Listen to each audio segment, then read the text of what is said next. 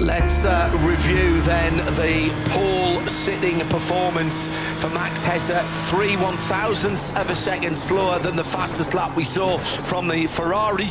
But remember, we said it didn't matter for the Ferrari because we reset everything they needed to do that to get into the shootout. Always difficult to know how hard to push early on. This was his first lap, so maybe Snowy, they knew that they were going to have to do it on the first lap. Make a mistake on the Grand Prix circuit, it's so deflating down towards the Goodyear curve, braking very, very late for that, taking the approach of 2 apices to that, let it cut the car, run in the middle, now climbing up the hill to the Schumacher S's. And you said before this session, it's about getting yourself into a calm mindset. There is a car ahead of him because everybody other than the first car had a car ahead of him. He's got to kind of ignore that and just get into his own rhythm. It is, and one of the things you can do, you're absolutely right, not take too many risks, but you can get into that flow straight away on the Grand Prix circuit. You can afford to push a bit more there because you've got greater runoff areas. So if there is a mistake, you've got less risk. Once you get onto the Nord side, and I always say this, the Sabine Schmitz curve, where you go 180 degrees round, it's almost a metaphor for what's about to come, because on the right-hand side, as you go through there, that left-hand hairpin, there is no space. It is literally a metal barrier, and then you set off down Hudson Back roller coaster. So that's where you've got to get it right.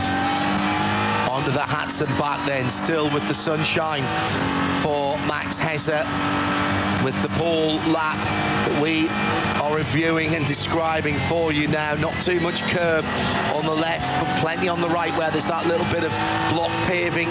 He'll do exactly the same on the next right. Now balance the car coming through to the right left before he dives down over the bridge. No curb lip used on either of those apices there, but the exit curb you can. Now over the bridge, heading towards Flugplatz, climbing the hill to the brow. Was there a little lift there just to balance the car? I think going up the right-handers up the hill. 145 miles an hour you're tipping into Flugplatz. That uphill jumping right-hander, 235 kilometers an hour if you prefer, down towards Schwedenkreuz. Absolutely 100 to the wall left-hander. 70 miles an hour. 270 kilometers an hour, 167 miles an hour through Schwedenkreuz. Now the newly resurfaced Foxhole is the next challenge, and it really is a challenge. Peter was telling us the other day that it's quicker through the middle part of it, but at the end it's a new challenge. There's this curve on the left at the end, I said there, you can't use that now. They've changed the chamfer of the curve. You used to be able to fly out of that and then stop. Now you can't. So you gain it all on the way down, but you've got to be mindful of that at the end of it. It's a different mindset, and it's totally different for these guys, but absolutely just so metronomically precise here from Max Hesse so far. Not even halfway through the lap. It was only 0.4 of a second, the gap to the rest of the field, as he gets the sun in his eyes before turning right and plunging down towards Callenharden. The run down towards Adenau.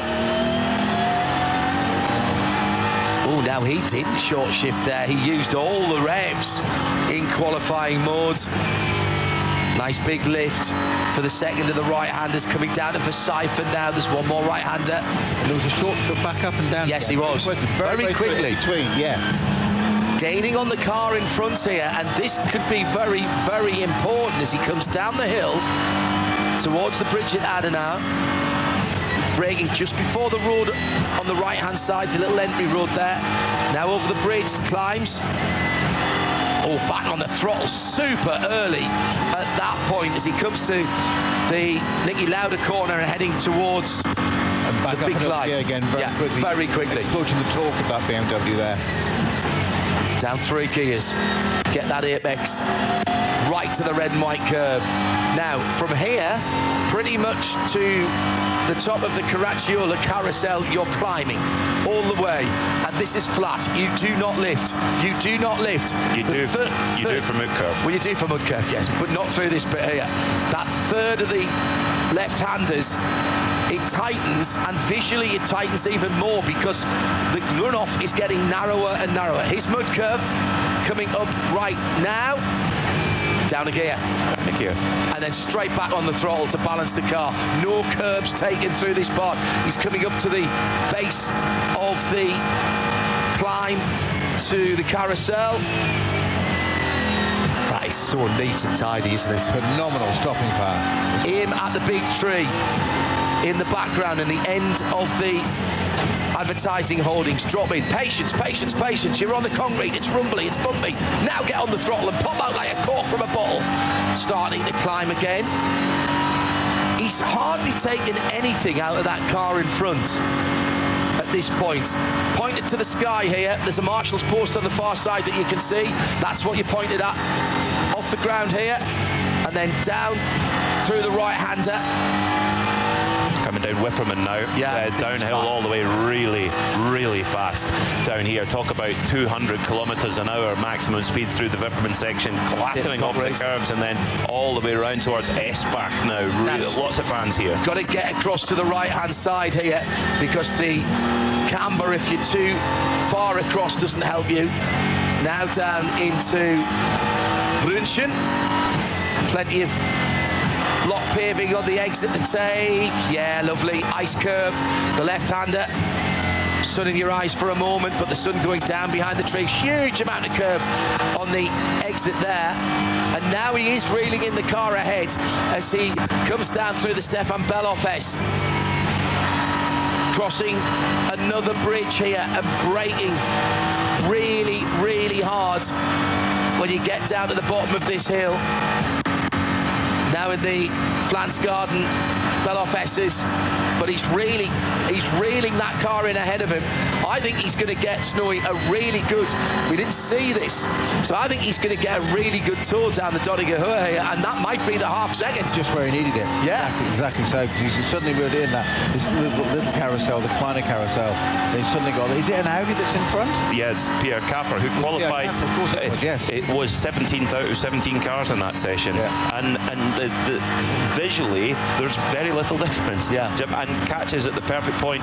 Get it from our great work from our pit reporters for the German coverage. They've spoken to Lorenz Vantor, who said he was very satisfied. The car felt very good to drive. His pulse was at 190 beats per minute, but he said the tyre went away at the end.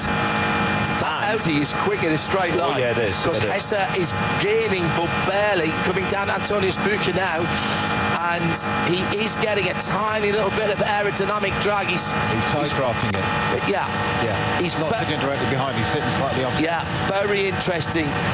I would say, though, he's pulled in a couple or 3/10 on Cather there.